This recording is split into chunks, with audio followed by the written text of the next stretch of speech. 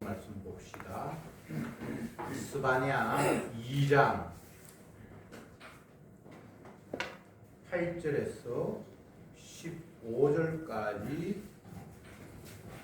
교독하겠습니다. 스바냐 2장 8절에 내가 모압의 회방과 암몬 자손의 후욕을 들었나니 그들이 내 백성을 회방하고 스스로 크서 그 경계를 침범하였느니라. 그러므로 만군의 여호와 이스라엘이 하나님이 말하노라. 내가 나의 삶을 두고 맹세하노니 장차 모압은 소금 같으며 암몬 자손은 고무라 같을 것이라.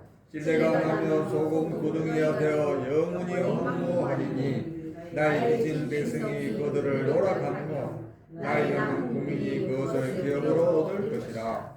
그들이 이런 일을 당할 것은 교만하여 스스로 커서 만군의 여호와의 백성을 해방함이니라. 여호와가 그들에게 두렵게 되어서 세상의 모든 신을 세진케 하리니 이방의 모든 해변 사람들이 각각 자기 처소에서 여호와께 경배하리라. 구스 사람아, 너희도 내 칼에 살육을 당하리라. 여호와가 북방을 향하여 손을 펴서 아수르를 멸하며 니느웨로 묵게하여 사마같이 메마르게 하리니 각양 짐승이 그 가운데 때로 누울 것이며 당아와 고슴도치가 그 기둥 꼭대기에 깃들일 것이며 창에서 울 것이며 문턱이 적막하리니 백향목으로 지은 것이 벗겨졌습니다. 이는 기쁜 성이라. 염려 없이 거하며 신중에 이르기를 오직 나만 있고 나 외에는 다른 이가 없다 하더니 어찌 이같이 황무하여 그 짐승의 엮일 곳이 되었는고 지나가는 자마다 실수하여 손을 흔들리로다. 아멘. 스바냐 2장의 내용은 앞부분에 지난주에 말씀을 드렸던 앞부분의 내용은 이스라엘 백성들을 향해서 이제 여호와의 날이 임박했다 모여라 하면서 여호와의 규례를 지키고 주 앞에 공손하게 섬기는 자는 주님의 분노의 날에 숨김을 얻을 것이다. 이런 희망의 메시지를 주셨습니다. 그 이후에 블레셋이 멸망할 것이다. 오늘 본문에서는 모압과 암몬이 멸망할 것이고 구스와 아수르가 멸망할 것이다.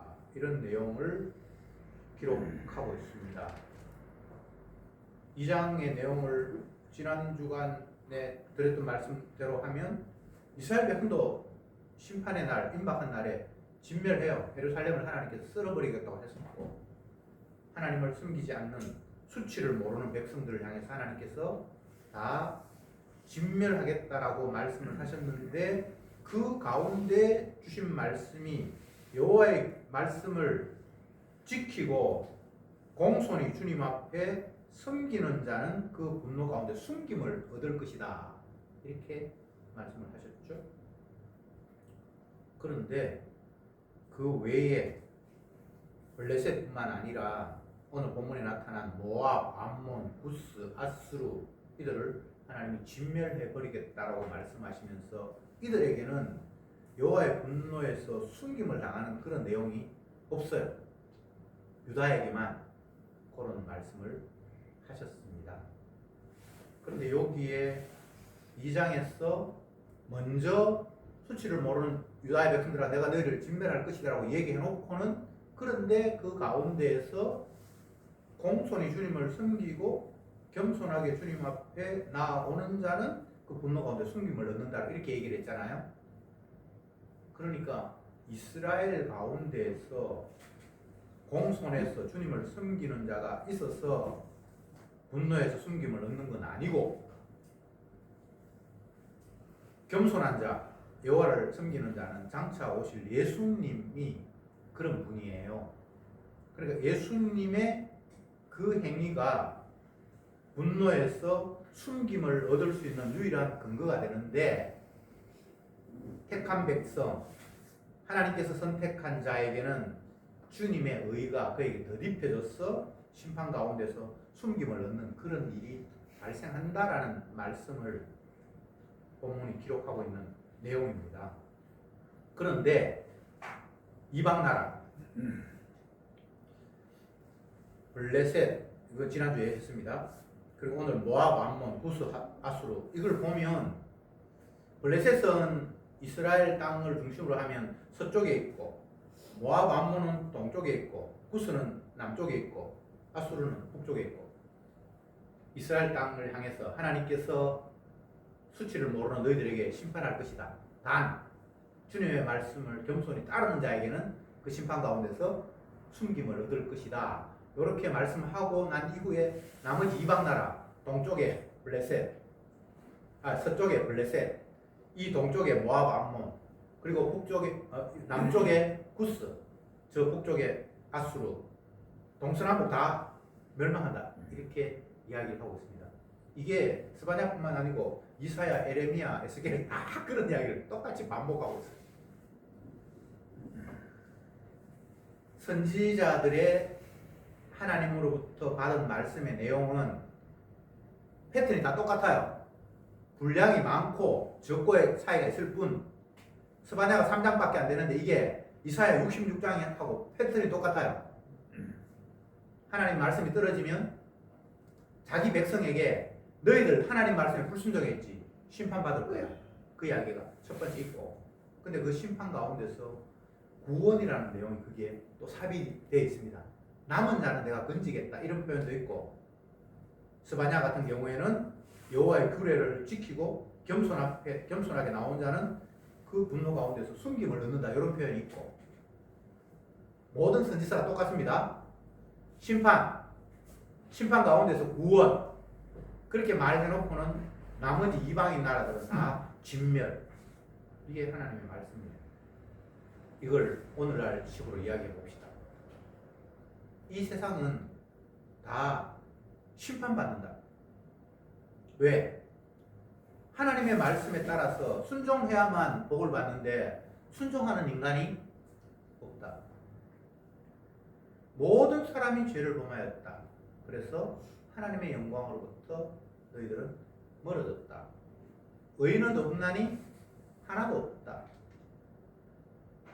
모든 사람이 다 심판의 대상이라는 거예요. 아담의 후손은 아담을 본받게 돼 있어요. 아담이 하나님 말씀에 불순종했어요. 그래서 심판의 모습으로 에덴 동산에서 추방됐어요. 그 후손들이 저와 여러분. 그러니까 우리는 하나님 말씀 앞에 심판받는 거예요. 그러면 심판받으면 끝인데 뭘 성경이 이렇게 길게 이야기했는가? 하나님이 자기 아들을 이 땅에 보내셔서 자기 백성의 죄를 대신 짊어지고 저주받는 일이 발생하고, 그 일을 통해서 하나님의 용서를 받는, 분노 가운데서 숨김을 얻는 당신의 백성이 구원을 얻을 것이다 라는 약속을 성경이 하고 있는 거예요. 우리는 날마다 그 말씀을 또 반복하고 또 반복하고 또 반복하고 계속해서 그 말씀을 듣고 있는 겁니다. 이게 하나님의 일이에요. 단순히 생각을 하면 하나님이 천지 만물을 창조하셨고 능력이 많으시니까 당신 뜻대로 하지, 뭐 그렇게 할 수 있는데, 그렇게 두루뭉실하게 넘어가면 안 되고, 주님이 자기 뜻대로 하는데 구체적으로 그 뜻이 어떻게 펼쳐지는가 하면, 말씀에 의하면 순종하면 복을 받지만 불순종하면 저주받는다. 그런데 이 땅에 있는 모든 아담의 후손들은 불순종했기 때문에 저주를 받는다라는 것이 먼저 전제되어 있고, 그 저주 속에 하나님이 건질 자, 내 백성, 내 아들이 대신 그의 죄를 담당해서 그를 죄에서 건져내고 분노해서 숨길 자가 있다는 거잖아요. 그게 약속의 핵심이에요. 아들을 낳으리니 이름을 예수라 하라. 이는 자기 백성을 저희 죄에서 구원할 자라. 성경의 핵심은 하나님이 자기 아들을 이 땅에 보내셔서 자기 백성의 죄를 담당하시는 일, 이것을 통해서 희생당하신 예수님이 만인의 주로 우뚝 서고, 그가 희생당하신 예수님이 만인의 주로 우뚝 설 때에 아버지도 그것을 보면서 영광을 받고 기뻐하시는 것. 이게 하나님의 뜻이에요. 간추리면 아주 단순하죠. 그래서 아버지와 아들의 가장 큰 약속은, 아들아, 네가 내 백성의 죄를 대신해서 저주받고 내 백성을 저주해서 해방시켜라. 이게 가장 큰 약속이에요. 하나님이 전능하시고 능력이 많으시고 뭐 이게 틀린 말은 아닌데, 그건 너무나 이렇게 겉도는 같은 이야기고, 핵심은 아들을 대신 저주받게 해서 자기 백성을 저주해서 해방하는 것. 십자가가 핵심이에요. 그래서 신약에서는 온통 십자가 이야기만 반복하고 있습니다. 따지고 보면 구약도 십자가 이야기예요. 2장에서 오늘 본문에는 특히 뭐 이스라엘의 지역에 사는 동쪽에 있는 모압 암몬 족속들, 이들은 아브라함의 족하고 가까운 친족이잖아요. 근데 그들은 하나님 택한 백성이 아니에요. 소돔과 고모라 성에서는 롯이 건진 받았는데 결국은 오늘 본문에 소돔과 고모라처럼 너희들이 똑같이 멸망할 거다라고 말씀하셨습니다. 그러니까 소돔과 고모라에서 심판에서 벗어났다고 해서 그게 영원한 구원이 아니에요.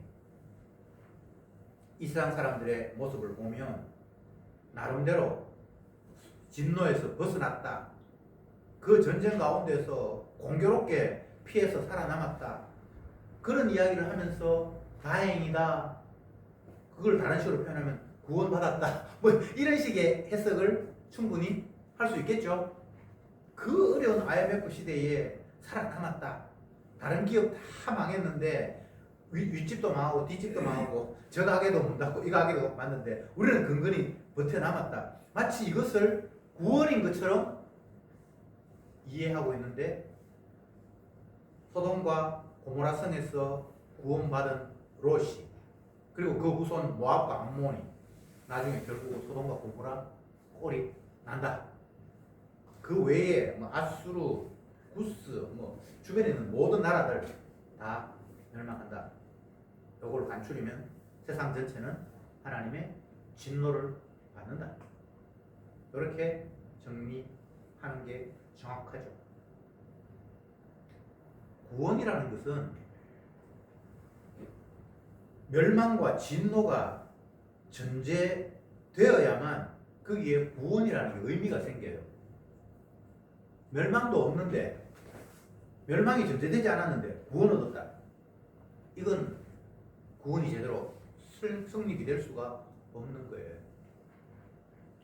이스라엘이 멸망해요. 2장에 보면 수치를 모르는 백성들아 모일지어다.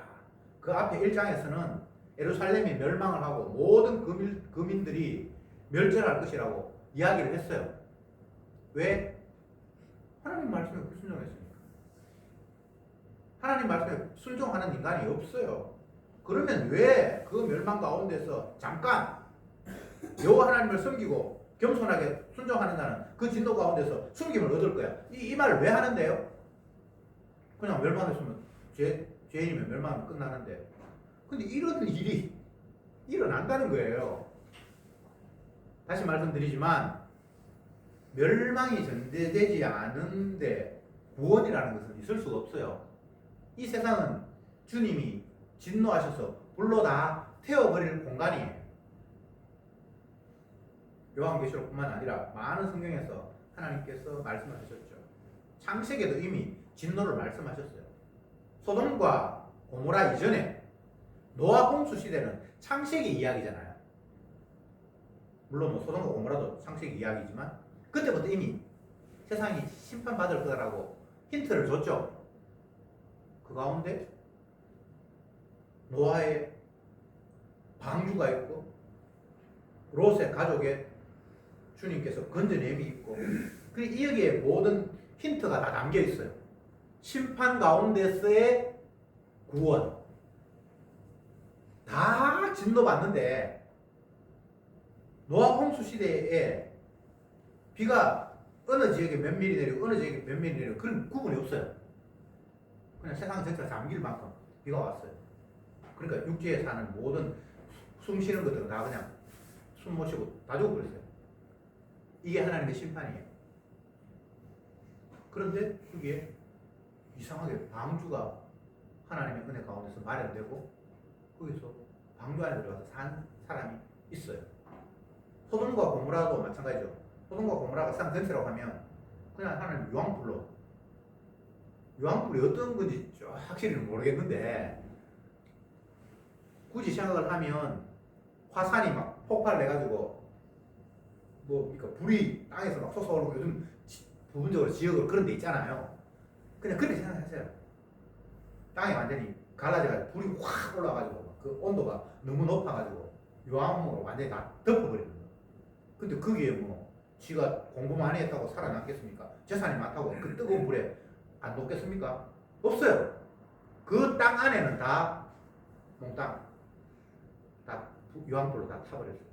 그래서 하나님께서 롯과 그 두 딸을 그냥 바짝 들어서 타는 지역에서 이동시켜 버렸잖아요. 이게 이제 심판 가운데서 구원이거든요. 이런 모습은 성경에서 구약에서 이미 계속해서 반복하고 있습니다. 심판받을 거야. 출애굽기 창세기에서 그렇게 두 번 있었다면 출애굽기에서 이스라엘 백성들이 애국 땅에 살잖아요. 근데 하나님께서 애국 땅을 장자를 다 진멸해 버리죠. 이게 똑같은 모습입니다. 근데 이상하게 또 어린 양이 피가 발린 그 집안에는 안 죽었네. 이게 방주예요. 이걸 다른 이야기를 하면 소돔과 고모라 성에서 자기 백성을 이렇게 건져내는 일이에요.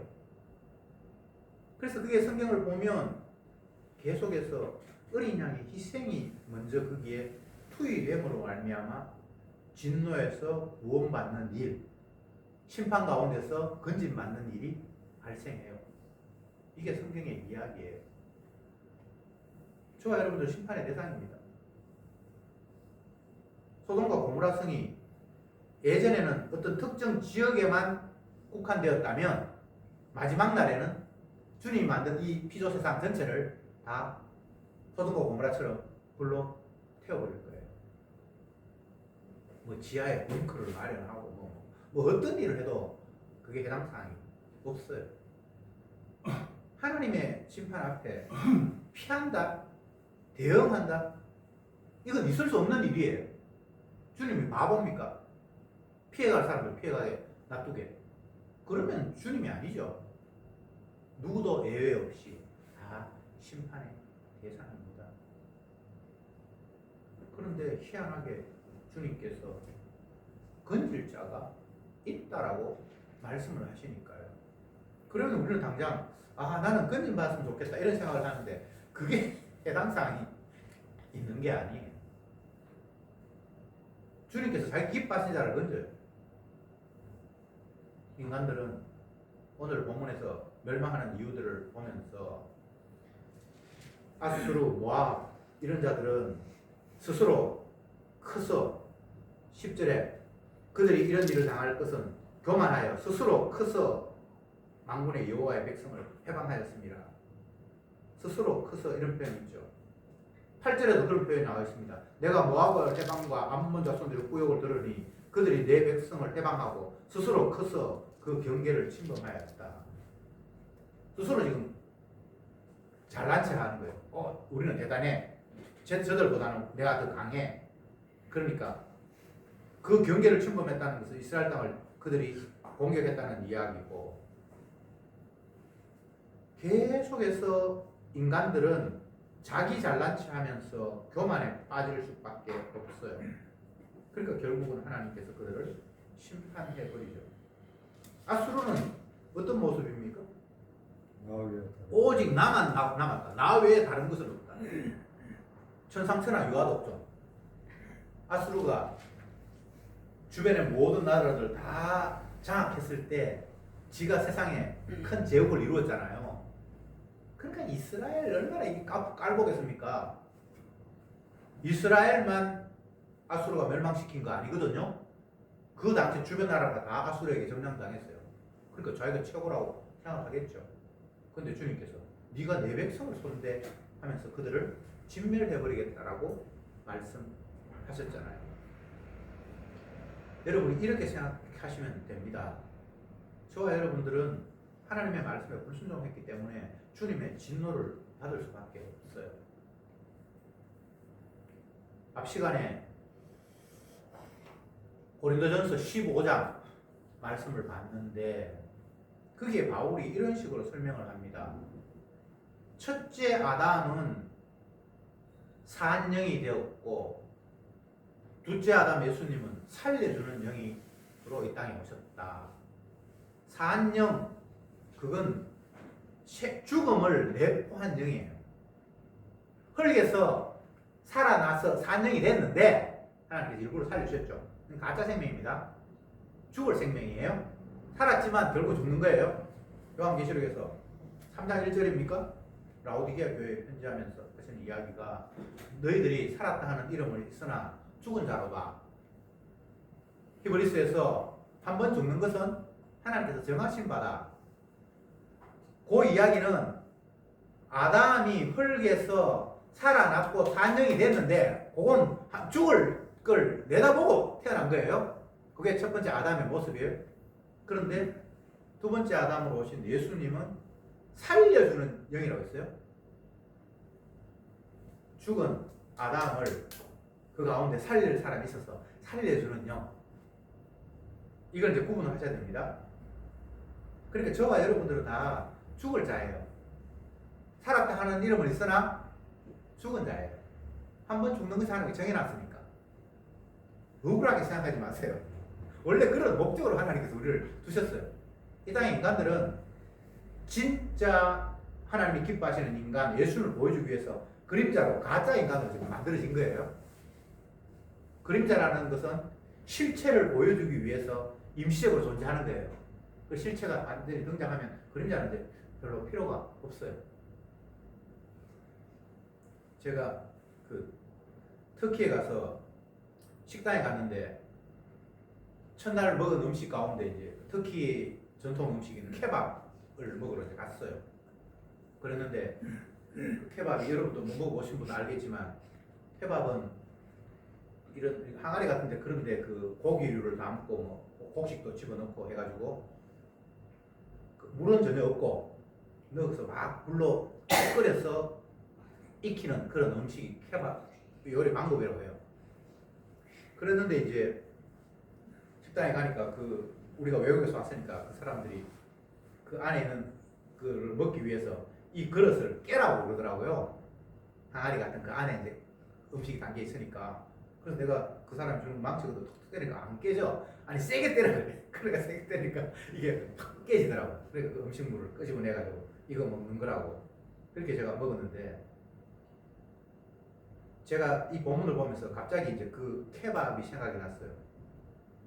인간은 어떤 목적을 위해서 케밥의 이 항아리처럼 그 안에 고기를 익게 하기 위해서 그리고 고기를 먹을 때가 되면 그냥 그거는 다 익히고 나면 그냥 깨져야 되는 거예요. 저와 여러분들이 그런 존재예요. 하나님의 목적을 위해서 이 땅에 왔고 때가 되면 그냥 박살이 나서 그 안에 내용물을 보여줌으로써 그림자의 역할을 다 하는 거예요. 성경이 그렇게 이야기했어요. 너희는 이 땅에 태어났어. 산영이 되었지만 그것은 반드시 죽음을 내포한 삶이다.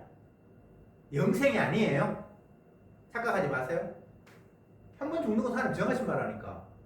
죽이기 위해서 이 땅에 태어난 거예요. 그게 하나님의 약속이에요. 난 안 죽었으면 좋겠다. 그건 착각이고. 그릇 보관하려고 밥을 다 익혔는데 안 깨지면 그거 먹지도 못하거든요. 주님의 주되심을 드러내기 위해서 실체가 실체로 드러나기 위해서 그림자인 우리는 존재하는 것이고요. 실체를 드러내기 위해서 우리 그림자가 이제 해체되고 끝나버리는 것. 그게 우리의 기능이에요. 그러니까 참 하나님이 일을 하셔도 너무 정확하게 일을 하세요. 나는 그림자 싫고요. 실체 드러내기 위해서 내가 죽는다는 것도 싫고요. 그냥 내 자체로 좀 가치 있게 의미 있게 그냥 살면 안 되겠습니까? 그렇게 말하고 싶어도 우리를 이 땅에 태어나게 하신 분이 우리를 그런 식으로 활용을 하십니다. 내가 어떻게 하고 말고의 문제가 아니에요. 그냥 우리는 이 땅에 태어날 때부터 그림자로 태어나서 실체를 드러내기 위해서 이제 깨져야 되면 그냥 깨어지는 거로 끝이 나는 거예요. 참 인생이 단순하죠. 성경적으로 보면. 그런데 인간들은 그 하나님의 말씀을 못 믿기 때문에 자기 나름대로 인생의 의미를 자꾸만 그냥 심어 넣어요. 인생이란 무엇인가? 그런 제목이 책이 엄청나게 많은데 그게 깨질 케밥 그릇이라고 그렇게 말하는 책이 없어요. 뭐 만물의 영장이 어떻고 뭐 어떻게 살아야 되고 거기에는 그림자로서 실체 보여주기 위해서 우리는 존재했다 그런 식으로 주장하는 그런 논리가 없어요. 그러면 너무 허무하기 때문에. 근데 뭐가 허무합니까?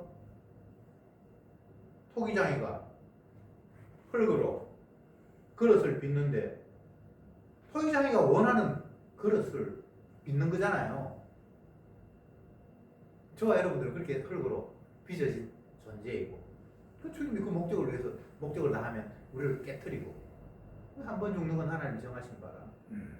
나 안 깨질래. 그건 말이 안 되는 거예요. 말씀 앞에서 나 자신을 바라보고 세상을 바라보면 참 선명해요. 뭔가 이게 음흉한 게 없어. 너무 선명한 거예요. 주님이 세상을 심판하신다. 에스겔에게 하나님께서 전해라. 오늘 아침 제가 에스겔을 읽다가 와서 에스겔이 나오네. 에스겔에게 뭐라고 이야기하는가 하면 네가 머리털을 싹 다 밀어가지고 3분의 1은 성읍에서 불태워버리고 또 3분의 1은 사방을 돌아다니면서 칼로 머리카락을 치고 나머지 3분의 1은 성 바깥에 나와가지고 뭐 바람에 휙 날려버려라. 그 에스겔의 머리카락의 운명이 너희 나라의 운명이라는 거예요. 칼에 죽고 바람에 날아가고 불태워 죽고. 이건 에스겔이 자기 나라의 운명을 지가 설정해서 백성들에게 이야기한 게 아니잖아요. 이미 정해져 있는 거잖아요. 한 번 죽는 건 하나님 정하신 것이다. 이건 하나님이 정하신 거잖아요. 너희는 그림자다. 실체를 보여주기 위한 그림자다. 그림자가 실체를 온전히 보여주면 이제 그림자 역할을 다 했어. 그럼 끝. 나는 뭐 몇 살까지 살겠노? 평균 수명이 어떻고. 그런 이야기는 아무 의미가 없는 이야기예요. 나는 몇 년을 살았으면 좋겠다. 그것도 의미 없는 이야기예요. 그림자는 그림자일 뿐이에요. 실체를 보여주면 돼. 내가 실체를 보여줘야지 해서 보여주는 건 아니고요. 하나님이 우리를 그렇게 활용을 하세요. 그러니까 우리는 그냥 끌려가면 된다니까. 이보다 더 쉬운 게 없지. 제가 끌려간다라는 생각만 하면 여러 번 이야기했는데 견인차에 고장난 차가 끌려가는 거. 그 차가 벤츠였든 뭐 롤스로이스였든 상관없어요. 끌려가는 그 신세는 이미 그 차의 기능이 제대로 작동이 안 되기 때문에 견인차에 끌려가는 거예요. 나는 뭐 미스 코리아 출신이다. 내가 뭐 1000억대 기업을 운영했다. 그거 아무 의미 없어요. 차로서의 기능을 못하기 때문에 때가 되면 이제 견인차에 그냥 끌려가는 거예요. 그게 저와 여러분들의 삶이에요. 근데 끌려가면서 주님께서 우리를 나는 그림자고 실체가 무엇인지를 보여주는 일에 우리를 활용하고 계시는 거예요.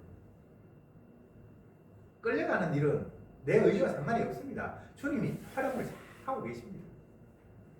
그러니까 진짜 은혜 받은 성도는 자기가 끌려가는 인생인 줄 알면서 끌려가면서 노래하는 거예요. 야, 주님 진짜 멋지게 일하신다. 정말 이보다 더 신나는 일이 없구나. 이거 뭐 끌려가는 사끼리 비교할 것도 없고요. 아, 나는 조금밖에 고장이 안 났는데 쟤는 완전히 망가졌네. 저보다는 내가 낫다. 끌려가면서 그런 짓 할 이유도 없어요. 누구하고 비교할 것도 없어요.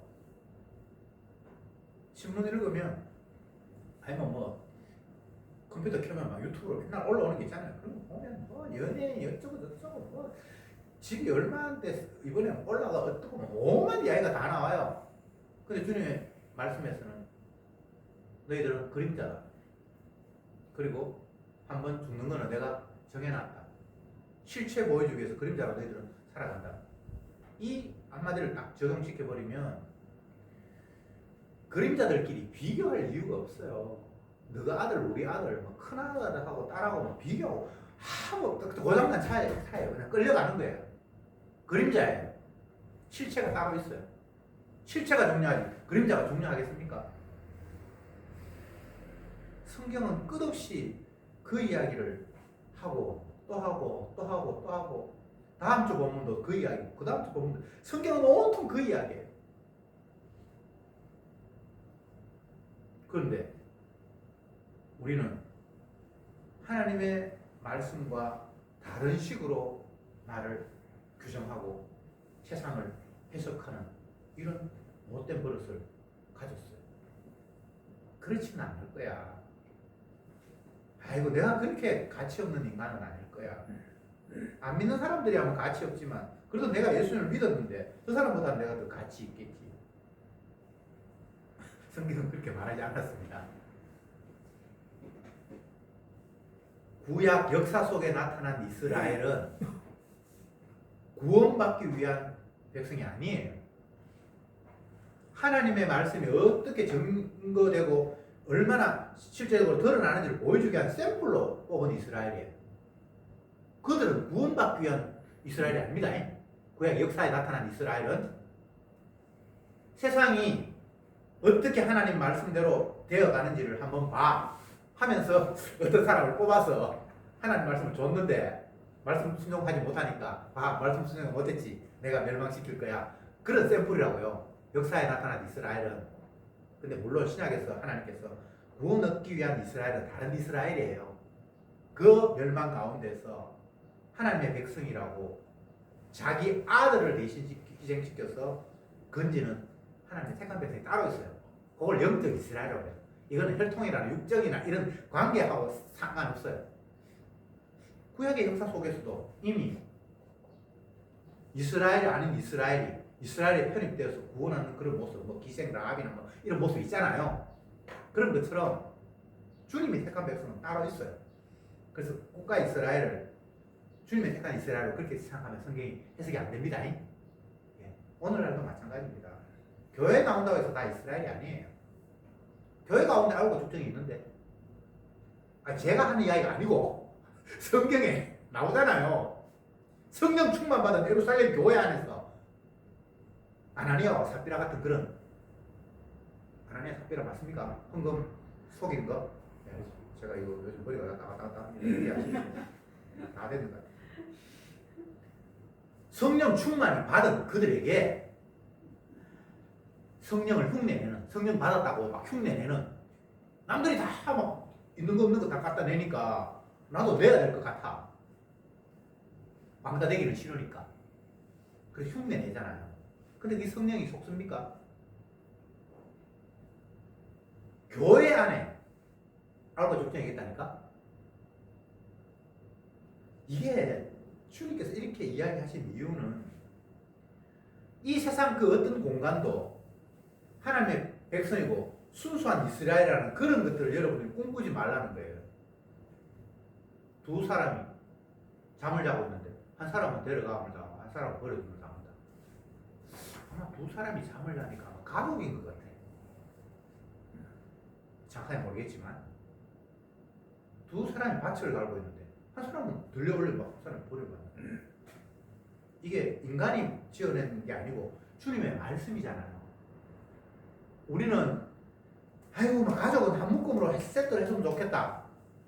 그 내 생각은 그렇고 내 아들하고 근데 나는 뭐 본래 안 됐으면 좋겠다. 아 그건 우리 생각이고 주님은 그런 식으로 분류하지를 않아요.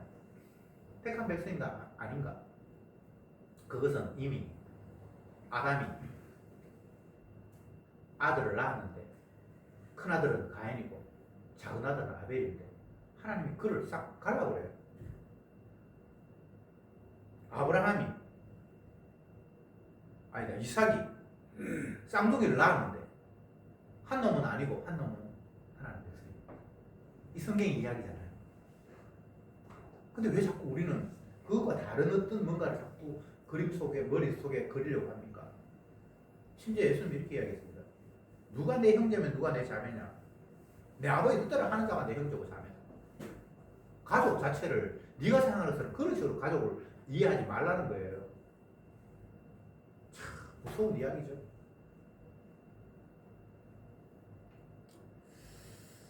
우리는 계속해서 하나님의 말씀을 펴놓고 주님께서 이루어 가시는 이 세상을 보고 그 안에 내가 담겨 있음에도 불구하고 하나님의 말씀과 다른 뭔가를 자꾸 머릿속에 상상을 합니다. 내가 원하는 뭔가 그럴듯한 걸 자꾸 그려내 내 모습을 마치 대단한 어떤 존재가 되는 것처럼 내가 신화 같은 인물로 내가 자꾸 나를 지어내는 거예요. 내가 BTS가 됐으면 어떻겠냐.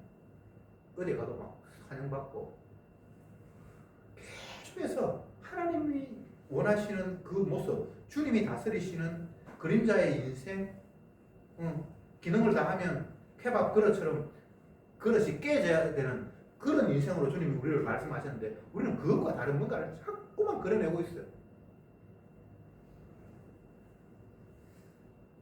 성경을 보면서 세상을 해석하면서 아 주님이 말씀하신 세상 이것 외에 다른 세상은 이게 마귀가 나를 하나님으로부터 멀어지게 하려고 하는 수작이구나.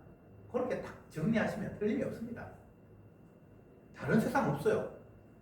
빛이 있어야 해서 빛이 있었고 하나님 보시기에 힘이 좋았고 주님이 원하는 대로 세상은 되어갈 거예요. 여자의 후손이 까불어 봐야 결국은 뱀의 후손이 까불어 봐야 결국은 여자의 후손에게 대가리가 박살나는 그런 세상 말고는 다른 세상이 없어요. 정리하겠습니다. 세상 멸망합니다. 왜? 그게 말씀이니까. 말씀이 불순종했으니까. 저와 여러분들이 당연히 멸망해야 됩니다. 뭐 아무리 잘하려고 해도 잘할 수가 없어요. 살인하지 말라고 그러놓고 사람은 내가 안 죽이는 것 같은데 어떤 사람은 또 뭐 벌레도 죽이면 안 된다고 별짓 다 하는데 그런 게 아니라 네가 미워하면 이미 살인이다. 모기 안 죽여가지고 복 받으려겠는데 미움 때문에 지옥 가게 생겼네. 안 된다는 이야기잖아요. 그냥 너희들은 살인자라서 주님 앞에 심판받아야 된다는 이야기잖아요. 근데 심판 안 받으려고 방법을 아무리 써봐야 미움을 어떻게 할 수 없잖아요. 그냥 하나님의 말씀 앞에 심판받을 자라는 것을 그냥 계속해서 성경은 또 확인하고 또 확인하고 또 확인하는 거 말고는 다른 무엇이 없어요. 피할 방법이 없어요. 단 하나님의 아들이 자기 백성을 위해서 대신 저주받는 일, 십자가 사건이 터져버렸어요. 이것을 앞 시간에 부활 설명하면서 나왔던 이야기가 땅의 형상을 입은 아담의 형상을 입은 우리에게 하나님의 형상이 덮쳐지는 자가 있다는 거예요. 이게 진짜 웬일인지 모르겠어. 분명히 아담의 형상인데 죽을 형상, 저주받을 형상인데 영생어들 하나님의 아들의 형상을 덧입는 자가 생긴다는 거예요. 이게 인간이 하는 일이 아니에요. 주님이 자기 백성이라고 그 아들이 받을 영광을 자기 백성에게 뒤집어 씌워버리니까 그에게는 더 이상 심판과 저주가 없고 그리스도 예수 안에 있는 자에게는 정죄함이 없고 하나님의 아들이 누리는 그 영광 속에 집어 넣어버리는 그런 생명이 있다는 거예요. 이게 복음이에요. 뭐 어떻게 하면 됩니까? 그거 답이 없어요. 그 주님이 하시는 거예요. 성도는 그냥 주님이 하시는 일 앞에 주님이 이런 계획을 가지셨군요. 당신의 능력은 참으로 놀랍습니다라고 박수 치는 거 말고는 다른 게 할 게 없습니다. 박수 칠 마음이 있습니까? 있다면 기뻐하면서 찬송하면서 하루하루 살아갈 수 있으면 좋겠습니다. 기도합시다. 주님, 말씀을 펼치니 우리는 마땅히 주님의 말씀 앞에서 진노의 대상이고 멸망받아야 할 자라는 사실을 또 확인하고 또 확인하고 또 확인하는 것 외에 다른 무엇이 없습니다. 단 주님께서 당신의 백성이 받아야 할 저주를 십자가에서 대신 받음으로 말미암아 그 당신의 백성에게는 저주가 아닌 아들이 받을 복에 참여되는 그런 놀라운 일을 주께서 십자가를 통해서 이루셨다라는 이 기쁜 소식이 오늘도 말씀을 통해서 저들에게 들려주시며 그저 주님의 하시는 일 앞에 박수치며 찬송하며 감사하는 것 외에 달리 할 일이 없음을 오늘도 다시 한번 말씀 안에서 확인하게 되었습니다.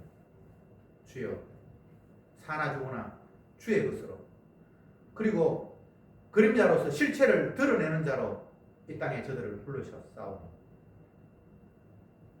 저들은 사라지고 없어지고 온전히 실체로 드러나는 일에 우리를 마음껏 활용해 주시옵소서. 예수님의 이름으로 기도드리옵나이다. 아멘.